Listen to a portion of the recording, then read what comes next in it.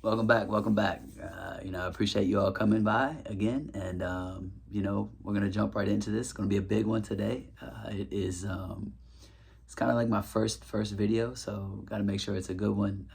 But yes, we are going to get into a something I like to call life's magic formula. I did not create it, and I can't take credit for it. I believe it was a guy named Dr. Aaron Beck in the late 1960s who started like CBT or cognitive behavior therapy, and I believe they refer to this this formula that I use because I prefer math over English as a model, a cognitive behavior model. It's gonna be very impactful and pivotal for you, and it might just change how you see yourself and possibly some of the outcomes that you get in life. So without further ado, we can jump right in. So it's called the BTFAR model. Like I said, I like to call it the life's magic formula. But at the end of the day, you can call it whatever you want as long as you grasp the concept. So BTFAR. If you ever figure out how, if you ever think like about, like how to remember it, WTF, right? Like everyone knows WTF, right? Just remember BTF.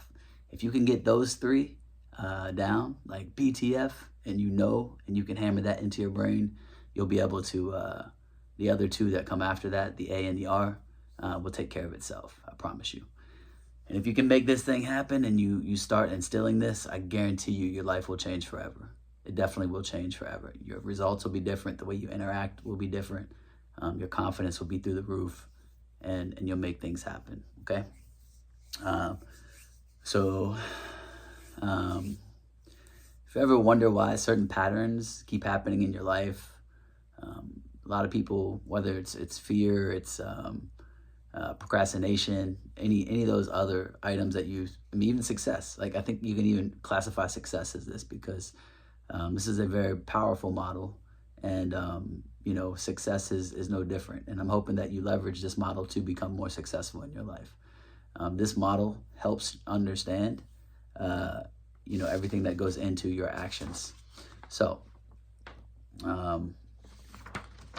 without further ado, I want to bring it up.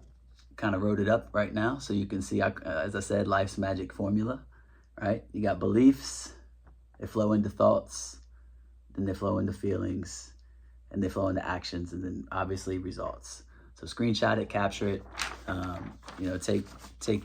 take some notes if you like.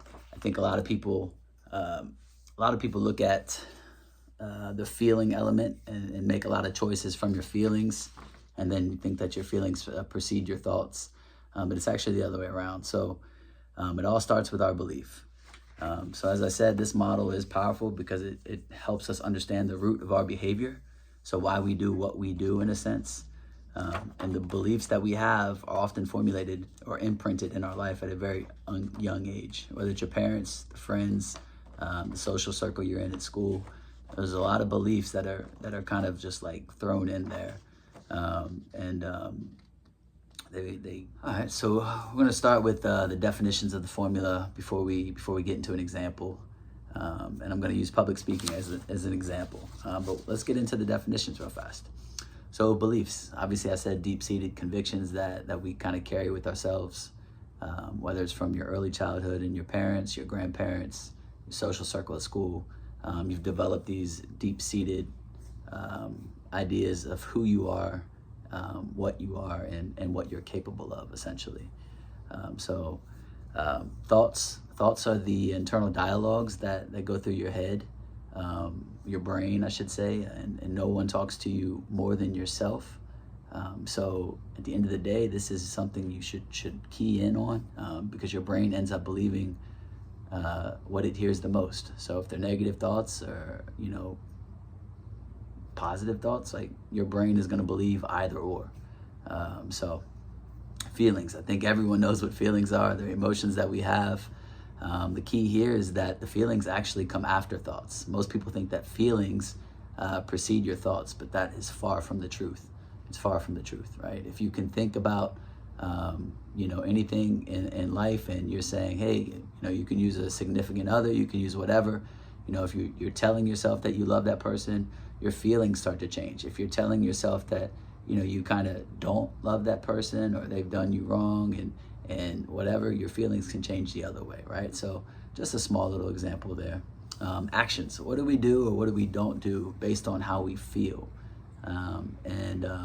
This is very, very critical here, I think, because, we often, hear, I don't feel like doing that, or, whatever, right? Like, and if you continue to actually just listen to your feelings without the rest of the beliefs or thoughts in front of it, you're probably going to end up in the wrong space, the wrong place, and not very successful in life.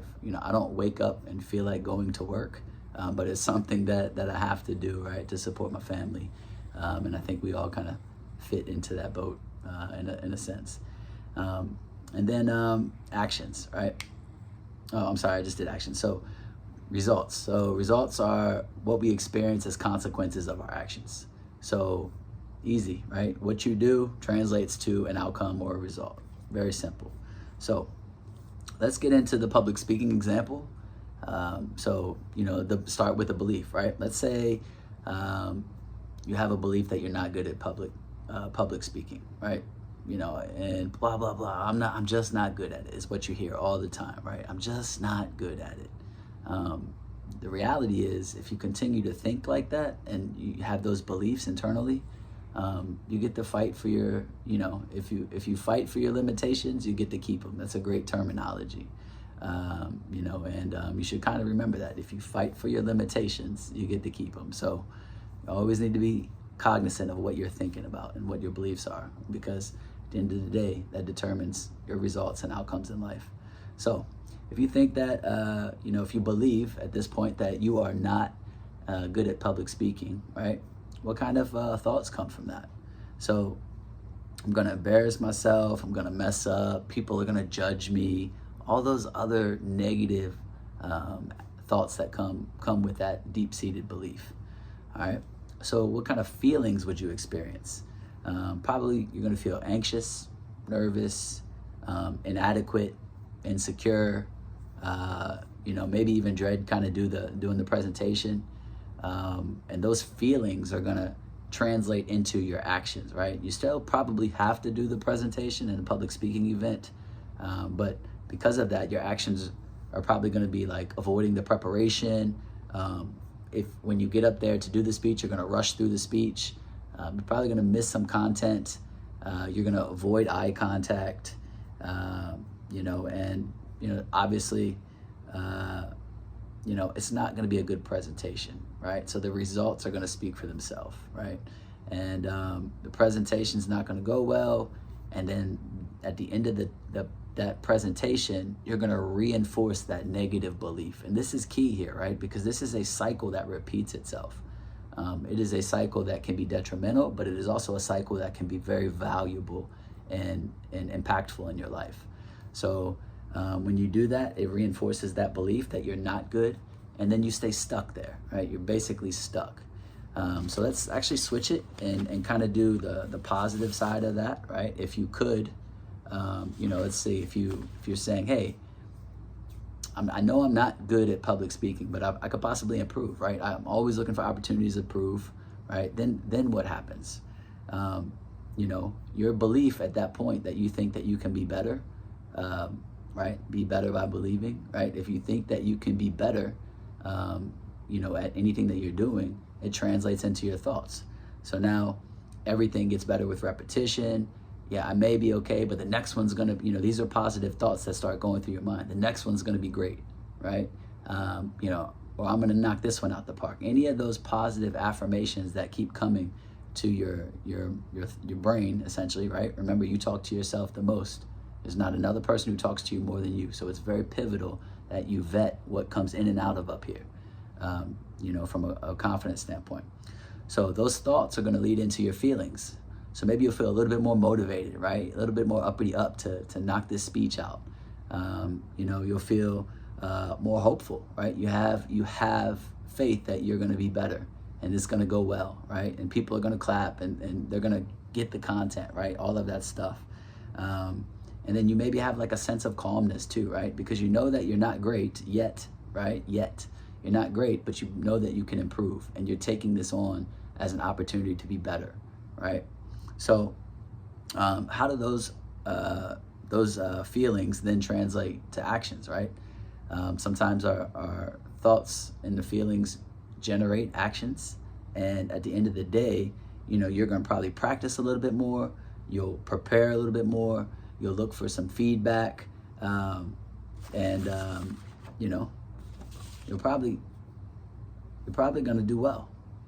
It should be point blank. You're probably going to do very well. So the results that come from that, obviously, a smoother presentation, maybe an engaged audience, more confident speaking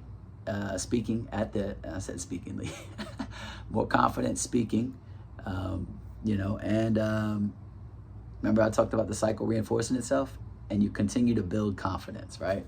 So how does this work, or how do you stop the cycle, right? You have to try to change it, right? You got to challenge your belief cycle here, right? So back to the public speaking. I'm not good at public speaking. So challenge that belief. Is it true? How many times have I actually done public speaking? How many times have I done well, if I have done it? Is it always true? No, it's not. So challenge that belief. For thoughts, you got to reframe your thinking. Reframe your thoughts. I'm not good yet, right? Yet. I'm not good yet, but I can improve, right? That goes to the positive side of the thinking.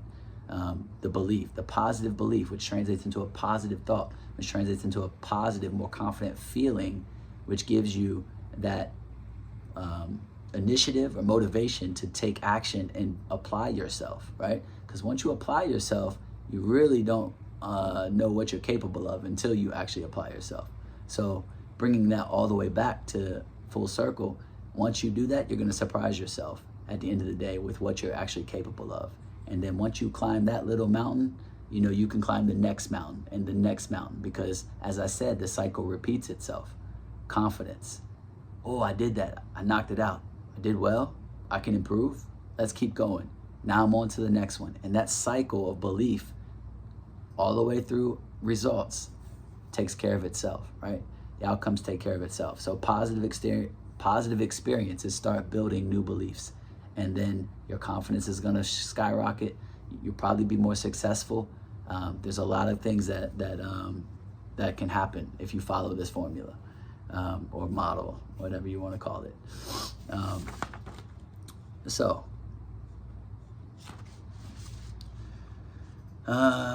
see. All right, so this applies to everything in life, right? Relationship, careers, fitness, how we see ourselves. If you want different results in life, you got to start looking at your beliefs. What are you trying to tell yourself? What can you believe instead? So that's going to wrap it up for this video. I hope you enjoyed the content that was presented here. And remember, this applies to everything in life, from your relationships, your careers, your fitness, your finances, how we see ourselves, right? If you want different results in your life, you have to challenge your beliefs. You got to be aware of them first, but you have to challenge them so that you can get different outcomes. So what are you telling yourself, and what could you believe instead? You know, I think that's a key thing here. Like, what could you believe, right? You fight for your limitations, you get to keep them. So challenge your thoughts, challenge your beliefs. They're the root of everything that we do and how we acquire results in life. So if this resonated with you, please drop a comment down below. Let's talk about a belief that you'd like to change tonight, tonight, whenever. You know, and you know, I appreciate you subscribing. If you like more content about mindset, growth, leveling up in life, you know where to find me. I'm here. So always remember, challenge your beliefs. You know, if you change your beliefs, you can change your life. You know, thank you for coming, and I appreciate you all. Have a great day.